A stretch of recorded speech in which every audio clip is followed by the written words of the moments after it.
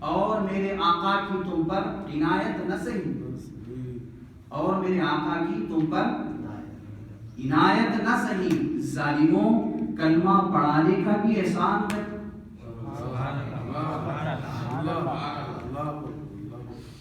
ظالموں دین دینے کا بھی احسان گیا، ظالموں نمازیں دینے کا بھی احسان بھول گئے۔ آج صرف نماز نماز نماز، اس کا انکار کسی کے پاس نہیں، نماز کا انکار کرے کافر ہو جاتا ہے، روزے کا انکار کرے کافر ہو، دین کی ضروریات میں سے فرائض واجبات میں سے انکار کرے کافر ہو جاتا ہے، مولانا بھی یہاں پر ہے تو کافر ہو جاتا ہے۔ تو یہ کیا بات ہوئی کہ اگر ایک ذکر زیادہ کر لیا جائے تو شرک اور بدعت کا پہلو نکل جاتا ہے۔ پھر یہاں نماز اور روزے کے علاوہ ہم نے برسوں گزار دیے، اس کے علاوہ کچھ سنتے ہی نہیں، تو پھر یہاں پر شرک کو کچھ اور نہیں ہوتا معاملہ۔ پھر قرآن آپ الحمد سے والناس تک 6666 آیتیں ہیں، ساری آیتیں پڑھیں، کیا ساری آیتوں میں اللہ کا نام ہے؟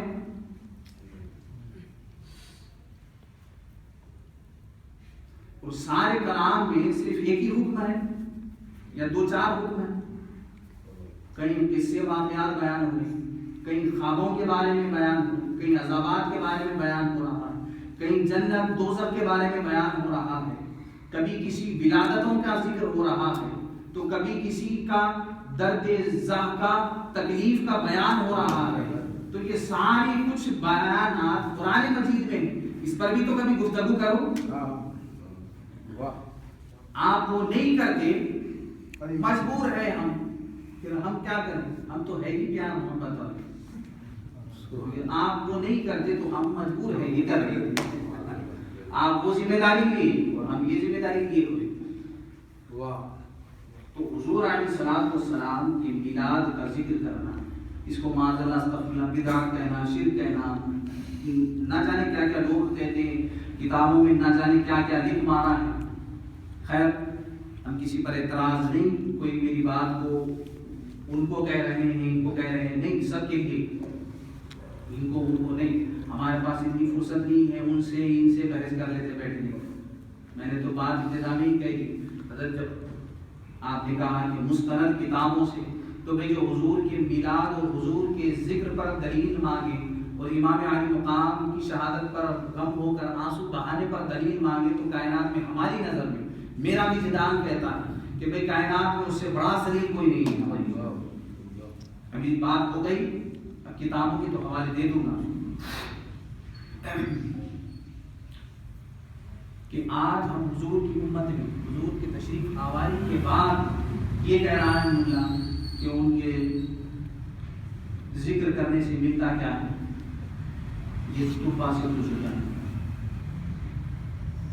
یہ حضرت یونس علیہ السلام کو جس مچھلی نے اپنے پیٹ میں رکھا ہے اس سے پوچھو کیا ملتا ہے،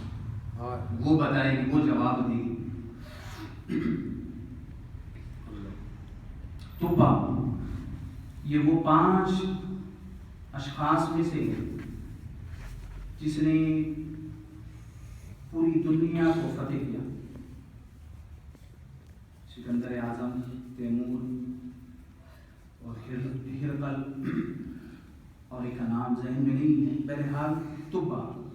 بھی وہ 5 لوگوں میں سے جنہوں نے پوری روئے زمین کو فتح کیا۔ تو وہ اتنا طاقتور تھا، اس کے پاس اتنی فوج تھی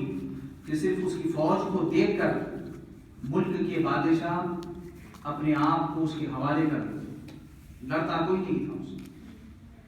اتنا طاقتور تھا۔ تو وہ ہوتا ہوتا ہوتا مکہ شریف بھی جا پہنچا،